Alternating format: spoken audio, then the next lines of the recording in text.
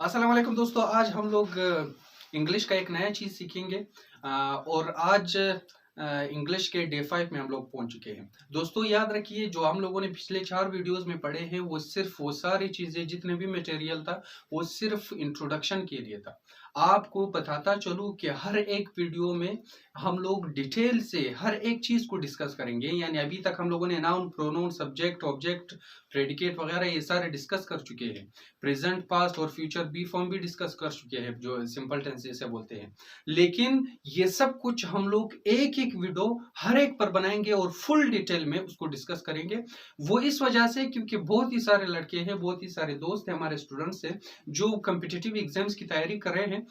अभी व्हाट्सएप पे जो हम लोग, मैंने आपको बताया था पिछले वीडियोस में कि हमारा व्हाट्सएप ग्रुप भी है, वहां पर लोग होमवर्क भी भेजते हैं। लेकिन वहां पर बहुत सारे सवाल पूछे जाते हैं कि सर आप इसके टाइप्स क्यों नहीं पढ़ाते, ये है वो है। वो सारा कुछ हम लोग डिटेल से पढ़ाएंगे। सिर्फ इसके बाद जो डे 6 और डे 7 आएगा, वहां से इंशाल्लाह हमारा फुल डिटेल वाला लेक्चर स्टार्ट होगा। तो आज हम लोग जिस चीज के बारे में बात कर रहे हैं, आज भी इंट्रोडक्शन ही रहेगा। आज हम लोग डे 5 में बात करेंगे 11 ग्रामर टिप्स। यानी ग्रामर जो हम लोग इंग्लिश में इस्तेमाल करते हैं उसमें 11 ऐसी आम चीजें हैं जिसको आपने जानना बहुत ही जरूरी है, जो आपको हर हाल में आना चाहिए। अगर आपको ये 11 चीजें नहीं आते तो आप कोई भी एग्जाम नहीं दे सकते। सही, तो इंतहाई सिंपल भी है, लेकिन आप लोगों ने जहन में हर एक चीज रखनी है और इसको जहन नशीन करना है ताकि ये आप लोगों को फायदा भी पहुंचा सके ग्रामर में। अच्छा, ये जो 11 ग्रामर टिप्स है उसमें सबसे पहला रूल क्या है, आपने क्या याद रखना है कि a name starts with a capital letter. कोई भी नाम हो, अगर वो क्या है, वो प्रॉपर नाउन हो, तो वो जो है वो किस चीज से स्टार्ट होगा, वो कैपिटल लेटर से स्टार्ट होगा।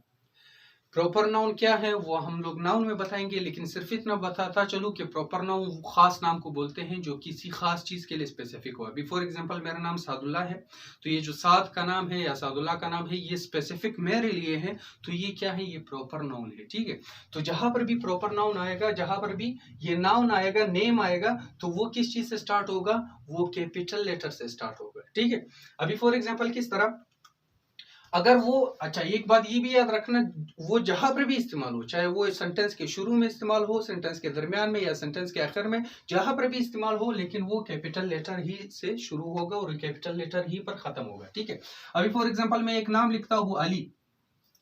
Ali is a boy. यहाँ पर जो अली है वो क्या है, वो एक नेम है, तो इस वजह से वो किस चीज से स्टार्ट हो रहा है, कैपिटल लेटर। कैपिटल लेटर का क्या मतलब है, ये जो इसका फर्स्ट लेटर होगा वो हम लोगों ने कैपिटल में लिखना है। ठीक है, अभी यही अली जो है मैं दरमियान में इस्तेमाल करता हूँ। सही है, अभी फॉर एग्जाम्पल किस तरह, मैं एक सेंटेंस बना रहा हूं, what is Ali doing. What is Ali doing, अभी ये जो अली है ये मैंने दरमियान में इस्तेमाल किया है, लेकिन यहाँ पर भी ये जो अली का ए है ये बिल्कुल कैपिटल में आएगा। ठीक है, तो ये जो पहला कानून है ये बता रहा है कि भाई जहां पर भी नेम आ जाए वो उसको आप लोगों ने क्या करना है, कैपिटल करना है। अभी यही अली अगर मैं एंड में इस्तेमाल करूं तो वो किस तरह होगा, अभी फॉर एग्जाम्पल मैं कहता हूं माई नेम इज अली। मेरा नाम क्या है, अली है, तो अली यहां पर भी कैपिटल होगा। तो पहला रूल क्या बताता है हमें कि भाई अली या नेम जहां पर भी इस्तेमाल होगा, चाहे वो सेंटेंस के शुरू में हो, दरमियान में हो या एंड में हो, तो वो हम लोगों ने कैपिटल लिखना है। ठीक है, ये बात समझ आ गई। अच्छा, आते हैं दूसरे रूल की तरफ। दूसरा रूल क्या बोलता है कि I in a sentence always capital. I in a sentence is always capital. ठीक है, इधर इस भी लगाओ। I in a sentence is always capital. I अगर जुमले में इस्तेमाल हो, कहीं पर भी इस्तेमाल हो, शुरू में, दरमियान में या एंड में, कहीं पर भी इस्तेमाल हो, तो वो हमेशा कैपिटल रहेगा। For example, I am a boy, मैं एक लड़का हूं, तो इसका जो आई है वो क्या है, वो कैपिटल मैंने लिख लिया। ठीक है, इसके बाद क्या है, you and I will go, हम कहते हैं ना हम दोनों जाएंगे, you and I will go. अभी यहाँ पर आई जो है वो मैंने किस लिए इस्तेमाल किया, वो मैंने दरमियान में इस्तेमाल किया, तो यहाँ पर भी ये कैपिटल होगा, ठीक है। अच्छा, एंड में तो इस्तेमाल नहीं होगा क्योंकि उधर तो ऑब्जेक्टिव प्रोनाउंस होते हैं, वो उसके लिए इस्तेमाल होता है। लेकिन बाज़ वक़्त अगर इस्तेमाल भी हो जाए तो वहां पर भी वो कैपिटल ही रहेगा। तो आई जहां पर भी आ जाए आई कैपिटल रहेगा, ठीक है।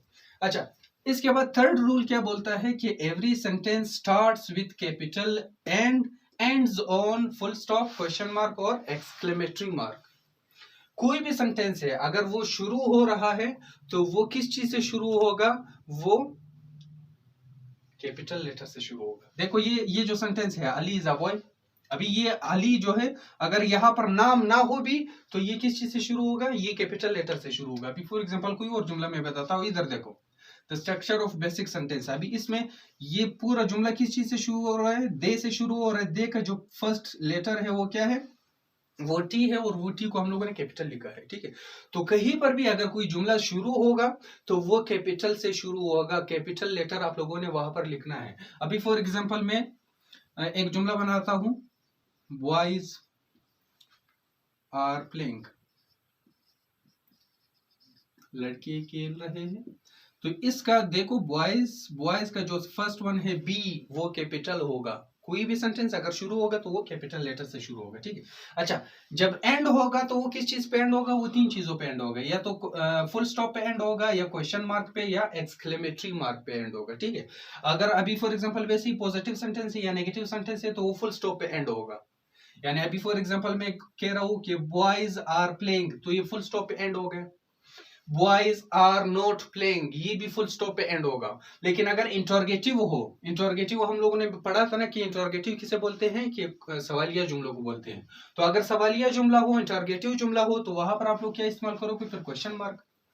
आर यू अ बॉय, अभी ये एक इंटरोगेटिव सेंटेंस है तो उसके एंड में आपने क्या करना है, क्वेश्चन मार्क इस्तेमाल करना है। अभी फॉर एग्जाम्पल मैं एक जुमला बनाता हूँ, इज ही अ बॉय, क्या वो एक लड़का है, तो ये क्या होगा, ये इसके एंड में क्या आ गया, क्वेश्चन मार्क आ गया। अच्छा, वैसे अगर कोई इंपेरेटिव सेंटेंस हो तो वो उसका क्या होगा, वहां पर एक्सक्लेमेटरी सेंटेंस इस्तेमाल, एक्सक्लेमेशन मार्क जो है वो इस्तेमाल हो सकता है, ठीक है। जैसे अभी फॉर एग्जांपल मैं आपको कहूँ come here, sit down, stand up, सही, इस तरह के जो अल्फाज है वहां पर क्या होगा, वहां पर ये इस्तेमाल होगा। या इस तरह के अल्फाज में भी जो सडन फीलिंग्स होते हैं, मैं फॉर एग्जांपल मैं बोलता हूँ उफ he died, oh we won the match, तो ये ओह के बाद भी इस तरह आएगा, या सेंटेंस के आखिर में भी आ सकता है।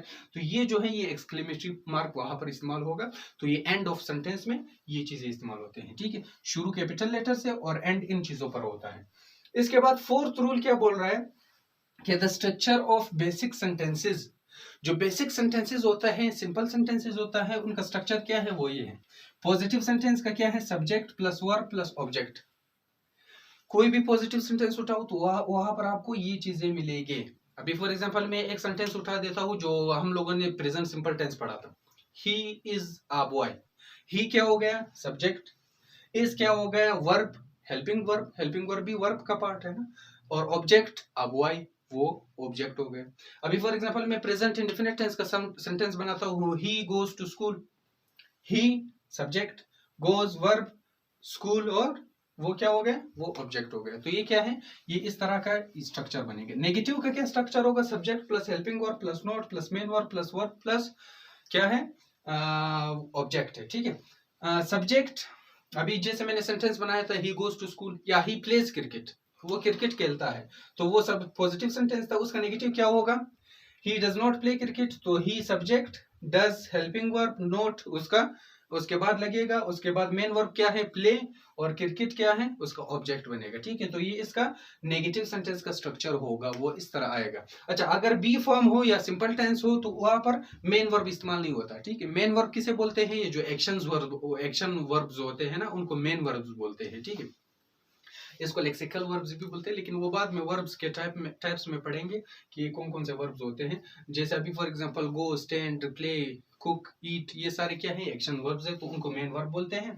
बाकी हेल्पिंग वर्ब जो हेल्प कर रहे होते हैं, was, were, is, are, am, ये सारे क्या है वो हेल्पिंग वर्ब है, ठीक है। तो ये नेगेटिव का सेंटेंस होगा। इंटरोगेटिव का क्या होगा कि क्वेश्चन वर्ड क्या है। अभी for example what, when, why, who, how, ये सारे WH क्वेश्चन जैसे हम लोग बोलते हैं, ये सारे किस में आएंगे, ये क्वेश्चन वर्ड्स में आएंगे।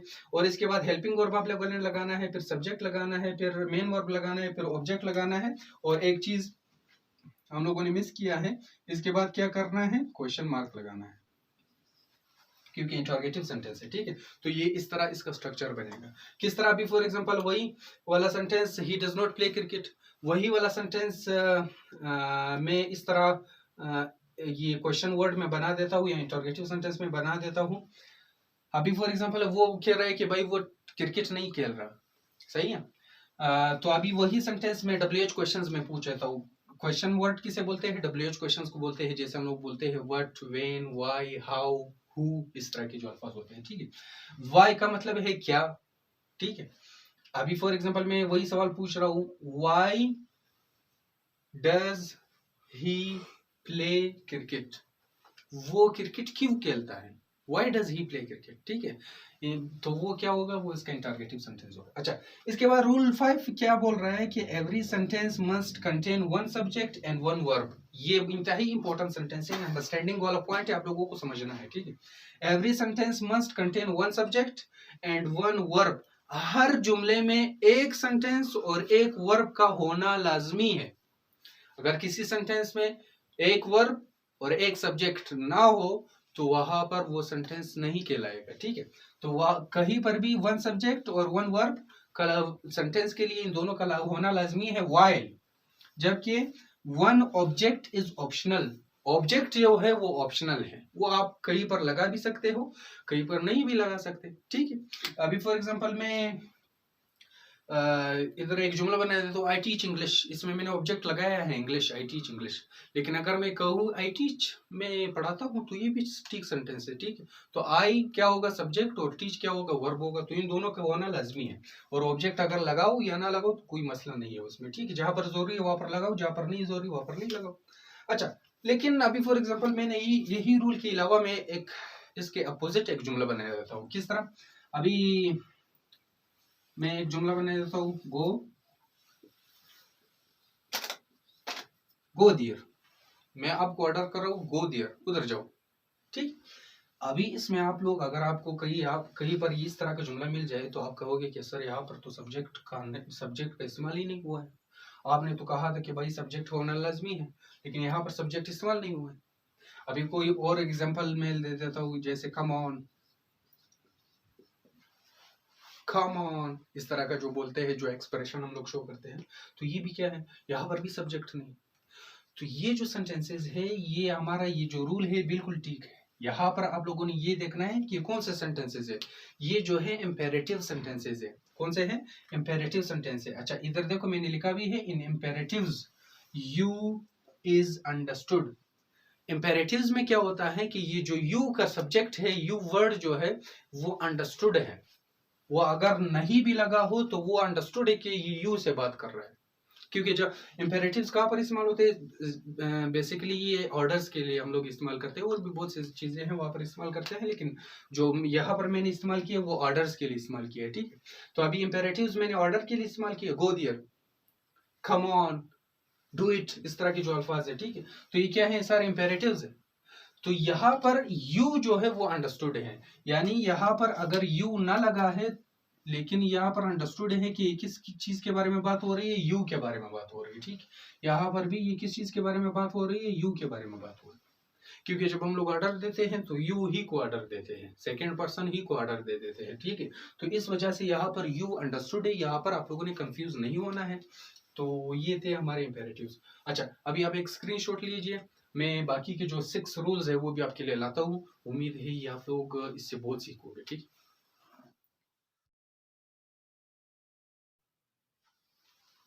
अच्छा दोस्तों, बाकी जो 6 रूल्स रह गए थे उसको भी थोड़ा डिस्कस करते हैं। ये 11 ग्रामर टिप्स में जो 6 है, 6 टिप जो है वो क्या है, the subject and verb must agree in number. यानी सब्जेक्ट और वर्ब का एक दूसरे से एग्री होना, मुताबिकत रखना, ये इंतहाई लाजमी है। अगर ये दोनों एक दूसरे से रिलेशन में नहीं है तो ये सेंटेंस गलत तस्वर किया जाएगा, ठीक है। यानी अभी फॉर एग्जांपल सिंगुलर सब्जेक्ट आपने इस्तेमाल किया तो सिंगुलर ही वर्ब इस्तेमाल करना है आपको। अगर सिंगुलर सब्जेक्ट के साथ प्लूरल वर्ब इस्तेमाल करोगे तो वो रॉन्ग हो जाएगा, ठीक है। अभी इसका मुख्तसर सा टिप मैं आपको दे देता हूँ। अभी फॉर एग्जांपल इधर मैं कह रहा हूँ, एक जुमला बना रहा हूँ ही। अभी ही का मैंने बताया था ना कि ही एक सिंगुलर है, एक लड़के के लिए हम लोग इस्तेमाल करते हैं, लेकिन इसके साथ हेल्पिंग वर्ब क्या इस्तेमाल होगा, इज, ठीक है। तो ही इज अ बॉय। लेकिन अगर ये मैं कहूँ कि ही आर तो ये गलत होगा, क्योंकि आर जो है वो प्लूरल वर्ब है, प्लूरल हेल्पिंग वर्ब है, तो वहां पर वो इस्तेमाल नहीं होगा, ठीक है। अच्छा, ये तो ये हो गया। दूसरा क्या है, अभी फॉर एग्जांपल मैं ये यहाँ कह रहा हूं कि he they play cricket, they play cricket, वो क्रिकेट खेलते हैं। तो ये क्या है, ये भाई एक प्लूरल सब्जेक्ट है और उसके साथ प्लूरल वर्ब हम लोगों ने इस्तेमाल किया है। अगर प्लूरल सब्जेक्ट के साथ सिंगुलर वर्ब इस्तेमाल करेंगे तो ये भी गलत होगा। अच्छा, एक बात ये याद रखना, अभी फॉर एग्जांपल यही का एक मैं और जुमला बना देता हूं, he plays cricket.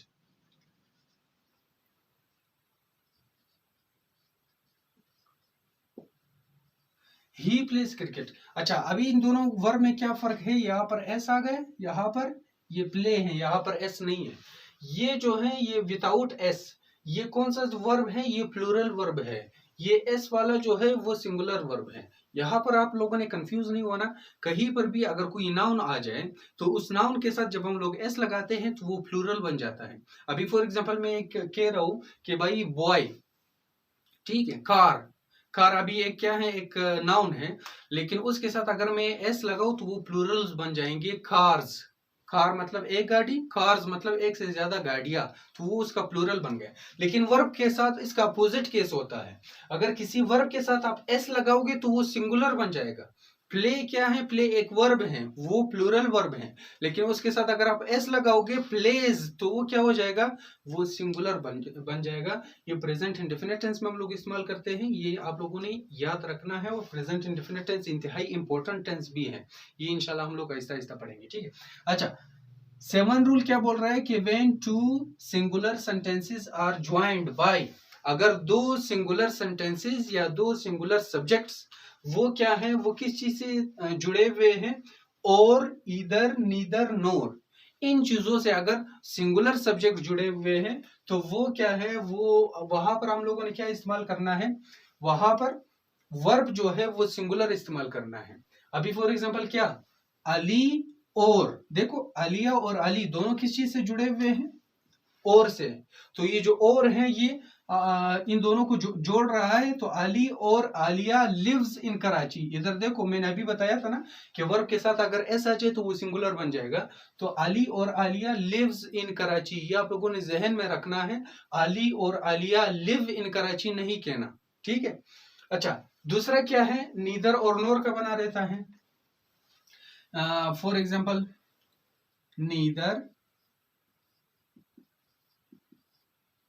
Neither Saad NOR Ali pledge cricket.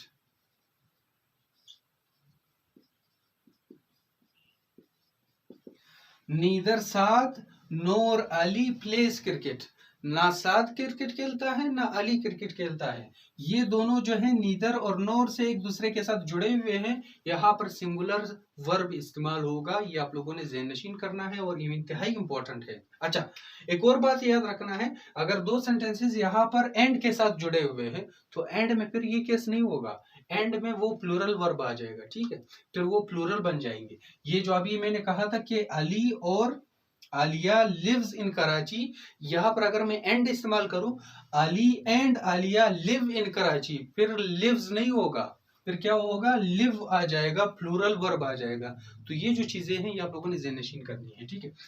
Rule number 8 क्या है, its and it's both are different. देखो इन दोनों का साउंड सेम है, इसका प्रोनाउंसिएशन सेम है, लेकिन ये दोनों डिफरेंट है। ये देखो, ये जो इट्स है, ये जो इट्स मैंने लिखा है, ये किस तरह, ये किस चीज को शो कर रहा है, ये कंट्रैक्शन ऑफ इट इज है। ये क्या है? कंट्रैक्शन ऑफ इट इज, ठीक है। या ये भी हो सकता है कि इट हैज,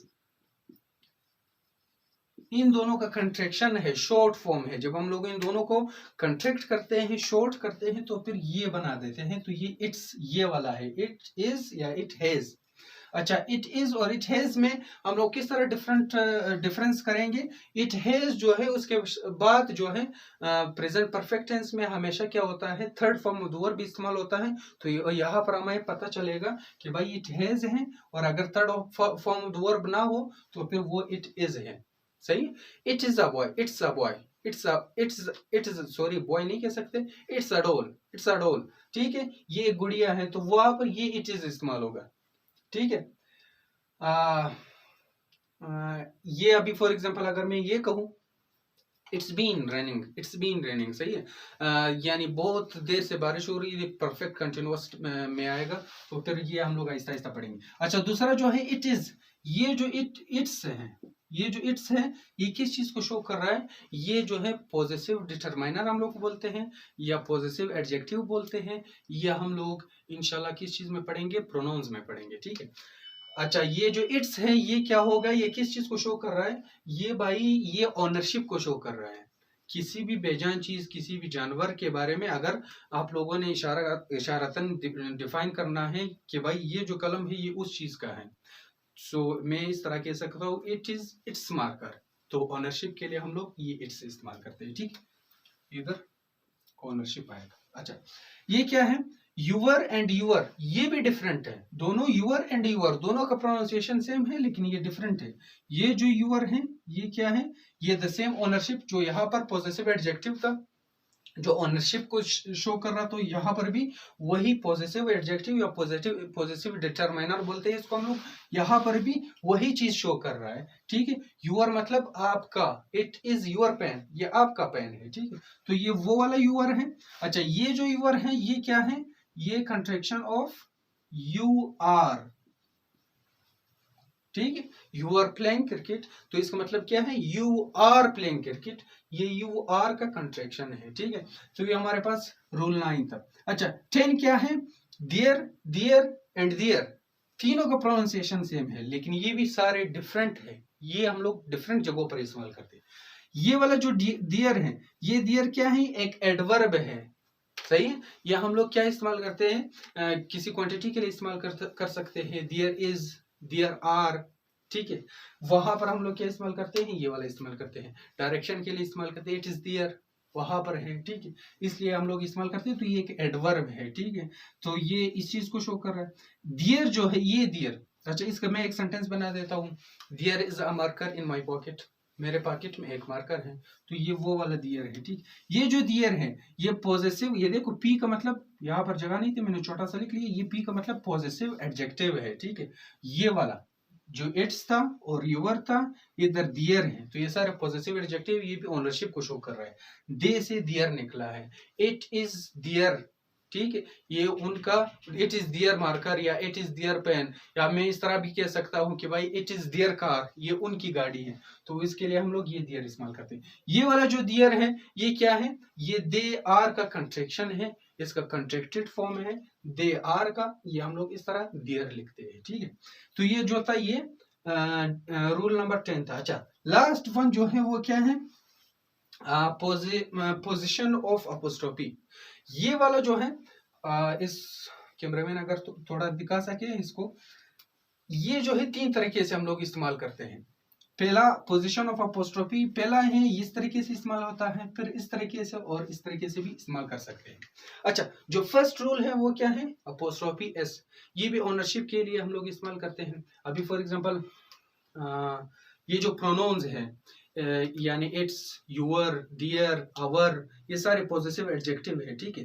तो ये मैं as a positive adjective, positive determiner इस्तेमाल करता हूँ किसी चीज, यानी किसी चीज को किसी दूसरे चीज के बारे में उसका ओनरशिप बताने के लिए, ठीक है। मैं फॉर एग्जांपल अगर मैं कह रहा हूँ कि इट इज माई पेन, तो ये माई क्या है? पॉजिटिव एडजेक्टिव है। लेकिन ये अपोस्ट्रोफी एस अगर अभी हम लोगों ने ओनरशिप बतानी है, इट इज माई पेन, ये मेरा पेन है। लेकिन अभी मैंने ओनरशिप बतानी है, और वो भी ओनरशिप किस चीज की बतानी है, एक नाउन के बारे में डिस्कस करना है। तो वहां पर मैं क्या कहूंगा, अभी फॉर एग्जांपल मैंने ये कहना है कि भाई ये मार्कर जो है ये अली का है, तो इट इज अलीज मार्कर, ये अली का मार्कर है। तो नाम के साथ हम लोग अपोस्ट्रोफी एस लगाते हैं। अभी क्या है, अलीज। तो फर्स्ट वन जो हम अपोस्ट्रोफी इस्तेमाल करते हैं सिंगुलर नेम के साथ, ये हम लोग अलीज इस्तेमाल करते हैं। अच्छा, ये अपोस्ट्रोफी यानी पहले एस लगाते हैं, उसके बाद अपोस्ट्रोफी इस्तेमाल करते हैं। ये किस लिए इस्तेमाल करते हैं, ये भी ओनरशिप के लिए इस्तेमाल करते हैं, लेकिन ऐसे सब्जेक्ट या ऐसे वर्ड के ओनरशिप के लिए इस्तेमाल करते हैं जिसके आखिर में खुद एस हो। ठीक है, अभी अगर मैं कहूँ अलीज, या फॉर एग्जांपल मैं कहूँ बॉय, ये उस लड़के का है, तो it is that boys car, ये उस लड़के का कार है, गाड़ी है। ठीक है, तो ये बॉयज होगा। लेकिन अगर अभी फॉर एग्जांपल मैं इधर कहूँ बॉयज, ये खुद जमा है, इसके आखिर में खुद एस आ रहा है, तो यहां पर मैं मजीद अपोस्ट्रोफी और एस नहीं लगा सकता क्योंकि एक ऑकवर्ड लगेगा। ठीक है, तो यहां पर मैं क्या करूंगा, सिर्फ उसी एस के बाद अपोस्ट्रोफी लगाऊंगा, तो ये भी ओनरशिप को शो करेगा। तो सिंगुलर के साथ अपोस्ट्रोफी एस और प्लूरल के साथ सिर्फ आखिर में आपने अपोस्ट्रोफी लगानी है। लेकिन कुछ ऐसे भी वर्ड्स है जो खुद प्लूरल है लेकिन उनके आखिर में एस नहीं आ रहा। अभी फॉर एग्जांपल किस तरह, मैं इधर एक एग्जांपल दे देता हूँ, वुमेन और वुमेन। ये वाला जो वुमेन है ये सिंगुलर एक औरत के लिए हम लोग इस्तेमाल करते हैं, ये वाला जो वुमेन है ये हम लोग जमा के लिए इस्तेमाल करते हैं, एक से ज्यादा औरतों के लिए। तो अभी ये तो प्लूरल है लेकिन यहाँ पर एस इस्तेमाल नहीं हुआ है आखिर में, यहाँ पर प्लूरल था, एस था आखिर में, लेकिन ये प्लूरल है, आखिर में एस नहीं है। तो यहाँ पर हम लोग क्या करेंगे, वापस अपोस्ट्रोफी, यानी ये जो थर्ड रूल था प्लूरल प्लस अपोस्ट्रोफी, आपने प्लूरल वाला वर्ड लिखना है, उसके बाद अपोस्ट्रोफी और एस लगाना है इस तरह। ठीक है, तो ये इस चीज को शो करेगा। तो ये थे हमारे 11 टिप्स जो ग्रामर के बारे में थे। नेक्स्ट वीडियो, आने वाली वीडियो में हम लोग पार्ट्स ऑफ स्पीच स्टार्ट करेंगे, नाउन से लेकर फिर इंटरजेक्शन और कंजक्शन तक सारे कवर करेंगे एक ही वीडियो में, लेकिन वो सिर्फ उसका इंट्रोडक्शन होगा। उसके बाद each part of the parts of speech हम लोग डिस्कस करेंगे और फुल डिटेल से। सबसे पहले हम लोग नाउन की तरफ आएंगे, फिर वर्ब, फिर प्रोनाउन, सारा एक एक डिस्कस करेंगे और फुल डिटेल से एक भी चीज कोशिश करेंगे कि ना छोड़े उसको, वो हम लोग आप तक पहुंचाएंगे। अभी आप मुझे इजाजत दीजिए, मेरे चैनल को सब्सक्राइब करो, लाइक करो, आगे दोस्तों के साथ शेयर करो, और वीडियोस बार बार देखो, ताकि आपको अगर एक चीज एक ही बार वीडियो देखने में सारे सब कुछ समझ नहीं आती, एक बार अगर मिस हो गए तो दूसरी बार आप देख सकते हो, और नोट करते जाओ। और इसी तरह हमारे व्हाट्सएप ग्रुप को भी ज्वाइन करो, ऊपर लिंक दिया गया है, वहां पर भी आप डायरेक्ट अपने होमवर्क भेज सकते हो, हमारे साथ राब्ते में रह सकते हो। हमारी शॉर्ट हैंड की सीरीज भी चल रही है और इंग्लिश सीरीज भी चल रही है, और बहुत ही जल्द हिस्ट्री के सीरीज भी हम लोग स्टार्ट करने वाले हैं। तो मेरा बहुत ख्याल रखिए। मेरा ख्याल किस तरह रखोगे, मेरे चैनल का ख्याल जब रखोगे तो मेरा ख्याल बन जाएगा, और अपना भी बहुत ख्याल रखिए। और कोरोना है, एहतियाती तदाबीर ज़रूर अपनाइए, वैक्सीनेशन लगवाइए, और मास्क तो अभी लेक्चर दे रहा था तो इस वजह से मास्क नहीं पहना, वरना मैं खुद भी मास्क पहनता हूँ, तो आप लोग भी पहने और दूसरों को भी हिदायत करें कि वो इस SOPs को फॉलो करें। अल्लाह हाफिज़।